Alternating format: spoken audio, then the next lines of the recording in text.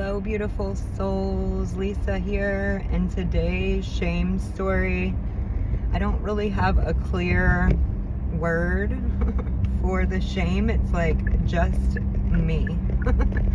Like the way I look, the way I speak. So this for me started back, I don't know, in like the 90s, whenever we had answering machines. I couldn't even come up with that word. We had answering machines and we would record our voices on there like, hey, I'm not home or whatever, you know. And whenever I would do it, I mean, I think it would take me like 100 times to record one. And most of that was because I like the sound of my own voice. It was just like so cringe. Like, have you ever experienced that? Like the way that you hear yourself and then you record yourself and you're like, that's not what I sound like, sort of thing. So there's that, and then there's like pictures. So whenever I was a kid, I always liked having my picture taken, and I always enjoyed looking at myself in pictures, you know.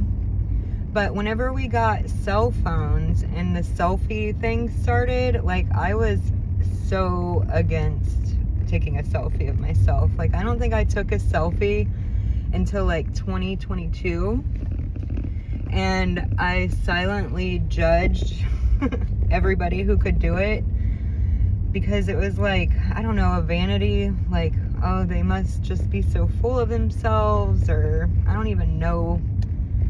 It was just like, it seemed gross, you know. But somewhere around 2022, I did start taking pictures of myself.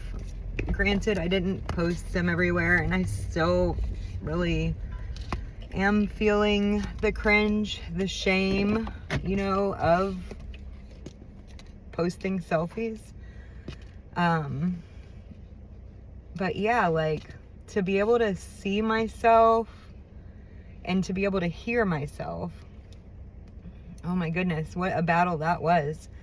So I've wanted to be like making videos with, you know, what I'm going through and what I'm learning and stuff like that for so many years. Like I wanted to be seen, to be experienced, to be witnessed, to be noticed. But at the same time, it was like a bad thing, you know, like to be seen. There's a lot of fear in there too, but it was like super shameful. Like still in my head was playing like you're to be seen and not heard, and really I didn't feel like I was wanting to be seen either, but you know. But yeah, it was about a year ago that I did my first talking head video, and it was just a very short clip, and gosh, I was shaking so hard when I did it. And after I posted it, I like literally shook. I think I cried for like an hour and I threw up. Like it was this whole thing. But building up to that, you know, I'd been taking pictures of myself and then looking at them. I had been making videos and listening to my voice and getting more comfortable with that. And I think that that is kind of the cure for this. If you have like an avoidance of wanting to see and hear yourself, like you hate it, you think you're bad, sound just gross. Like that's the best way I can explain it, is that it felt gross.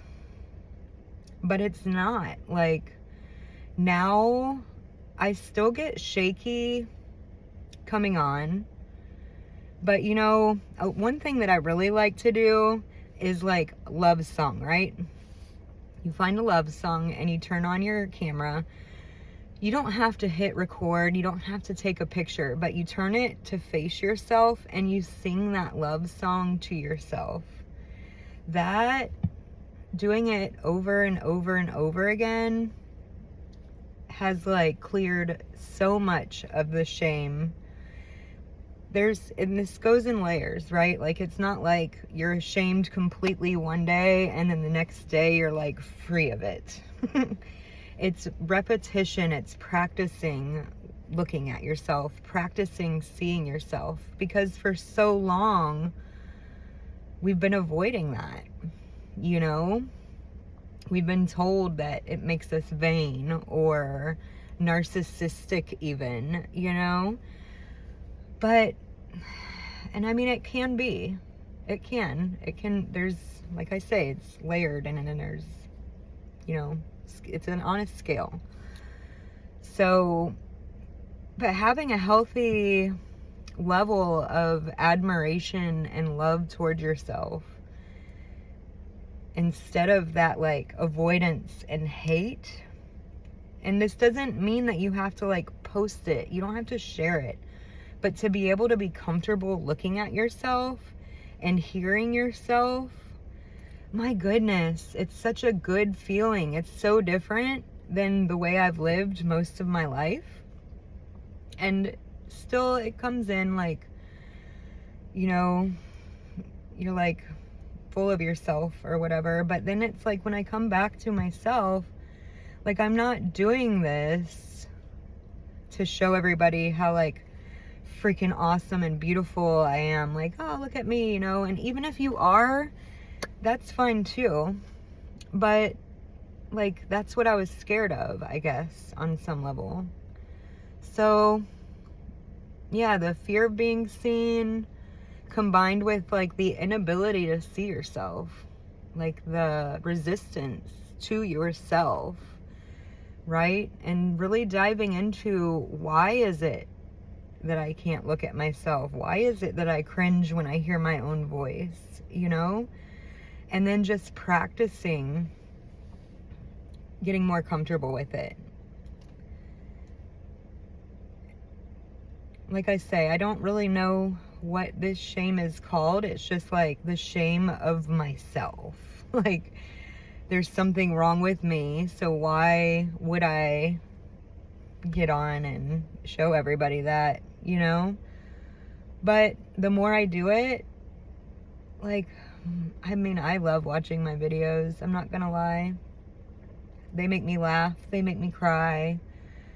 And one day I really hope that my kids can watch them and, you know, get something from it. If nothing else, they'll be able to hear my voice after I don't have one anymore. And that was really my motivation for starting. So it wasn't like based in me, but yeah. You are you and you're perfectly you, and to be you is your purpose here. So whatever it is that you want to do, like, be okay with the way you look and the way you sound. Like, it's so beautiful. It is who you are. It is what makes you you. And when you leave this planet, that's what people are going to remember. And to be ashamed of that, oh. I hope we all release that shame. Bye.